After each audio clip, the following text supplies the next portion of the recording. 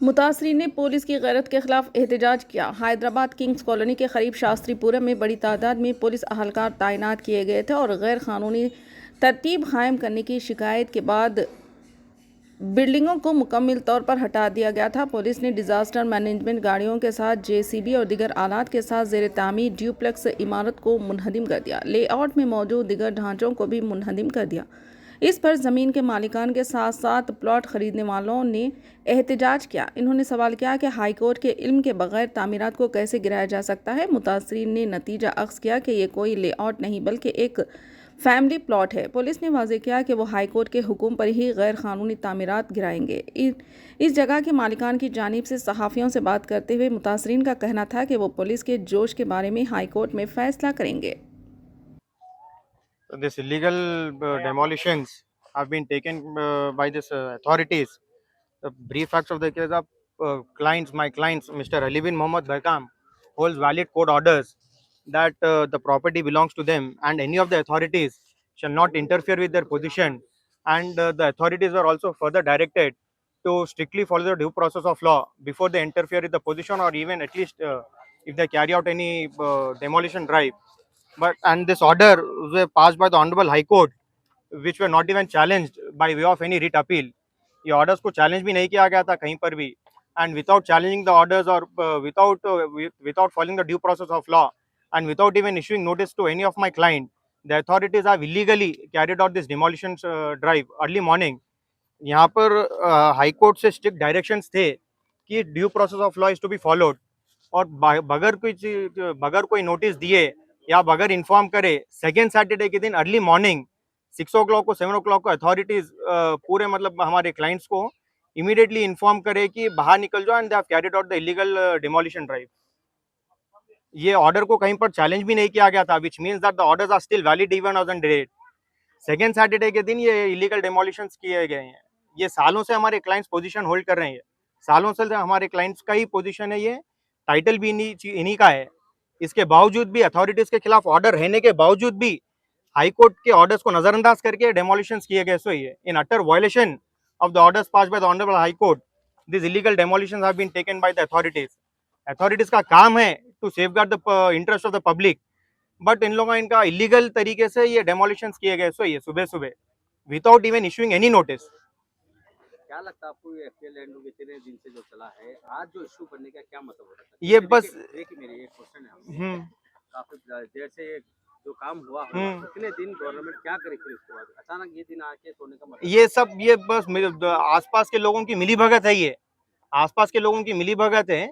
जब authorities were part of this case, अगर इन लोगों को लगता है कि ये एफटीएल लैंड है या कुछ और इलीगल मतलब इसके अंदर कार्रवाई की जाती थी, तो अथॉरिटीज का काम ये था कि कोर्ट को इन्फॉर्म करना था bye way of filing counter. आपको कुछ भी ऐसे इन्फॉर्म किया नहीं गया कि ये बिल्कुल भी नहीं, किसी चीज का भी कुछ भी इन्फॉर्म किया ही नहीं था।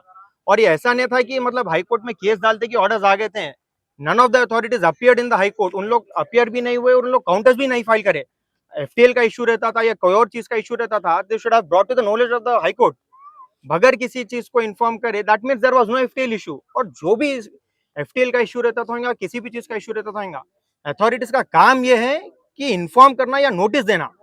Without issuing notice in utter violation of the honourable high courts order, ये इलीगल कंस्ट्रक्शन करना ये बहुत गलत बात है। ये टोटल कितना आपका कितना यहाँ पर प्लाट था? 6 एकर्स का था ये पूरा।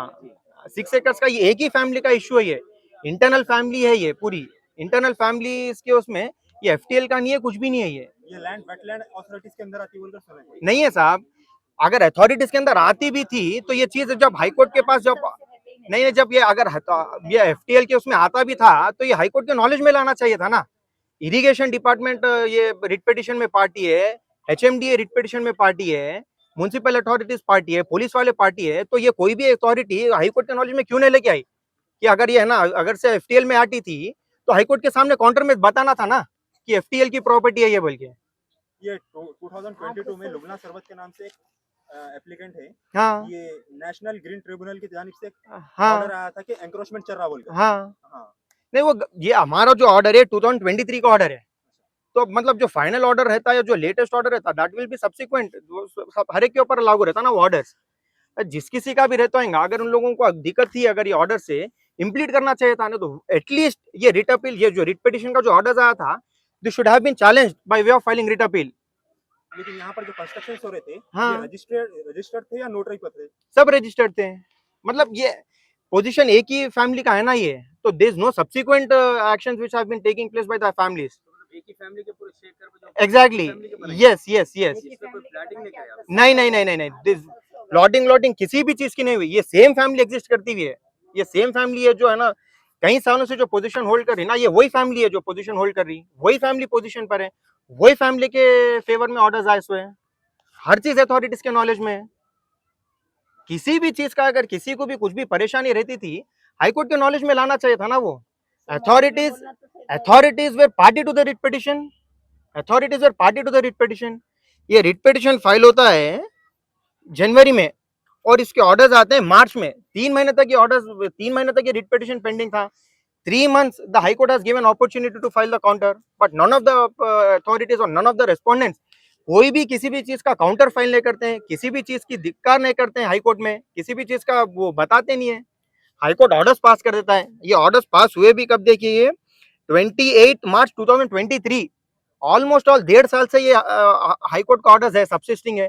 अगर ये हाई कोर्ट के ऑर्डर्स को लेकर अगर कुछ परेशानी रहती थी तो रिट अपील फाइल करते सकते थे, रिट अपील भी फाइल नहीं किए। That means even as on the date the order is binding upon all the authorities, be it irrigation department, be it the HMDA, be it municipalities, be it the police department। इतने लोगों के खिलाफ ये order binding रहते हुए भी आज सुबह सुबह सेकंड सैटरडे का दिन रहते हुए भी 6:30 बजे आके डेमोलिशंस कैरी आउट करते हैं। फिर ये जैसे कि आप अभी बोले 2023 में ऑर्डर पास हुआ था, तो Yes. आप लोग कुछ स्टे वगैरह कुछ लाए थे क्या? ये हम लोगों के फेवर में चना साहब, ये ऑर्डर हम लोगों के खिलाफ, हम लोगों के फेवर में ऑर्डर रहने के बाद हम लोग क्यों स्टे लेके आएंगे? ये ऑर्डर्स तो अथॉरिटीज के खिलाफ है। अथॉरिटीज रिट अपील फाइल नहीं करते हैं और कुछ नहीं करते हैं, और सेकेंड सैटरडे के दिन 1.5 साल के बाद FTL बोलते हैं या इरिगेशन डिपार्टमेंट बोलते हैं, कुछ भी बोलते हैं, 6:30 बजे आके इमीडिएटली है ना डिमोलिशन करते हैं। ये any of this will follow its own process then.